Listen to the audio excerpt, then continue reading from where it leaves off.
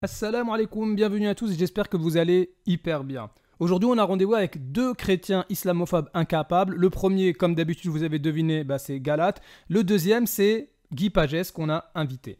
Alors, ces deux chrétiens prétendent gratuitement que oui, les musulmans, vous adorez le dieu lunaire, vous adorez la lune, et puis regardez vos calendriers, votre ramadan, vous suivez le mois lunaire, etc., etc. En fait, ils sont tellement jaloux du monothéisme pratiqué par les musulmans qu'ils sont prêts à inventer tout et n'importe quoi. Et pour répondre à cette ambiguïté, il ne me faut pas plus d'un seul verset. وَمِنْ آيَاتِهِ اللَّيْلُ وَالنَّهَارُ وَالشَّمْسُ وَالْقَمَرُ لَا تَسْجُدُوا لِلشَّمْسِ وَلَا لِلْقَمَرِ وَاسْجُدُوا لِلَّهِ الَّذِي خَلَقَهُنَّ إِن كُنتُمْ إِيَّاهُ تَعْبُدُونَ. Ne vous prosternez ni devant le soleil, ni devant la lune, mais prosternez-vous devant Allah qui les a créés, si c'est lui que vous adorez. Merci d'avoir suivi cette vidéo. Excellente soirée à tous. Ah mais si vous voulez qu'on continue, il n'y a pas de problème, on a d'autres preuves. Eh bien la lune dont vous prétendez que nous musulmans on adore, en fait elle-même elle adore Allah Azza wa Jal. Alam tara anna Allah yasjudu lahu man fis samawati wa man fil ardi wash-shamsu wal qamar. N'as-tu pas vu que c'est devant Allah que se prosternent tous ceux qui sont dans les cieux et tous ceux qui sont sur la terre, le soleil et la lune? Eh bien alors pourquoi ces versets-là, Galate et Guy Pagès ne les ont pas cités? Ouais, mais vous avez un calendrier lunaire, donc vous adorez la lune. Ah, mais vous n'avez pas lu la Torah. Nombre chapitre 10, verset 10. Dans vos jours de joie, dans vos fêtes et à vos nouvelles lunes, vous sonnerez des trompettes en offrant vos holocaustes et vos sacrifices d'action de grâce. Et elles vous mettront en souvenir devant votre Dieu. Je suis l'Éternel, votre Dieu. Donc si les musulmans adorent la lune parce qu'ils utilisent un calendrier lunaire, eh bien la Torah, c'est la même chose. Les Juifs qui suivent la Torah adorent la lune. Et Jésus en particulier, qui appliquait la Torah, qui adorait l'Éternel, et bien finalement, il adorait la lune selon Guy Pagès et selon Galate. Bon, c'est vrai que l'argument du calendrier lunaire, ça fonctionne plus trop tout d'un coup. Oui, mais vous, les musulmans, vous adorez Baal, la divinité de la lune, celle dont Élie s'est opposé dans la Bible. Mais vous avez lu le Coran? On a exactement la même chose. Wa inna Ilyas lamina al-mursalin. Élie était certes du nombre des messagers. Quand il dit à son peuple, ne craignez-vous pas Allah? Invoquerez-vous Baal et délaisserez-vous le meilleur des créateurs? Allah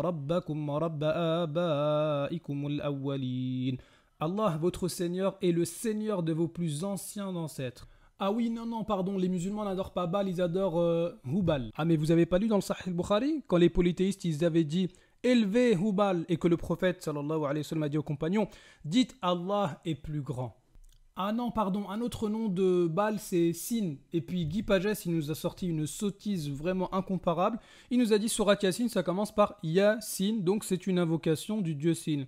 Ah ouais, mais dans la sourate 26, Ta, Sin, Mim, ça veut dire quoi? J'aimerais bien qu'il nous explique. Ah oui, et dans la sourate 42, verset 2, Aïn, Sin, Qaf, on vous attend, monsieur Pagès. Bon, on voit donc que les chrétiens Galate et Père Pagès n'ont aucun argument, c'est que de la stupidité qu'ils ont en face de leurs yeux, et tous les chrétiens qui les suivent, c'est exactement la même chose, vous n'avez aucun argument. Mais si moi je fais pareil, si je suis de mauvaise foi comme eux et que je regarde dans la Bible, je peux trouver tout et n'importe quoi. Alors, Osée chapitre 2 verset 16. Et il arrivera en ce jour, dit l'Éternel, que tu m'appelleras mon mari et tu ne m'appelleras plus mon Baal. Ah tiens, Baal. Les enfants d'Israël, il y a une époque, ils appelaient l'Éternel mon Baal. Baal comme la divinité. Verset 17, en hébreu c'est la même chose. Et j'ôterai les noms des Baals. Donc si je fais pas attention, je cherche pas à comprendre, je fais comme Galate et Pagès, je vous balance ça, voilà. Les enfants d'Israël et Jésus avec, adorer Baal.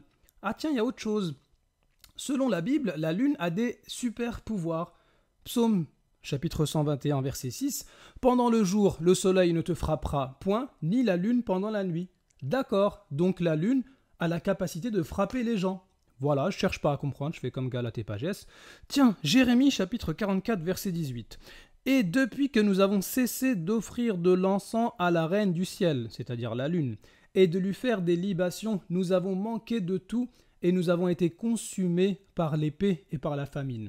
Ainsi ici, le texte qui parle des enfants d'Israël qui étaient polythéistes à cette époque-là, ils affirment que depuis qu'ils offrent plus de sacrifices à la lune, ils manquent de tout. Autrement dit, selon la Bible, la lune, elle a des super pouvoirs et puis elle a la possibilité de donner à manger.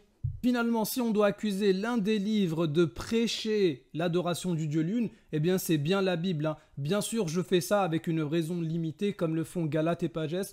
Donc de même que vous n'aimerez pas qu'on interprète de manière incorrecte vos versets, faites attention quand vous citez le Coran. Soyez honnête. Merci Galates, merci Pagès. Bah alors Galates, t'avais pas réfléchi avant?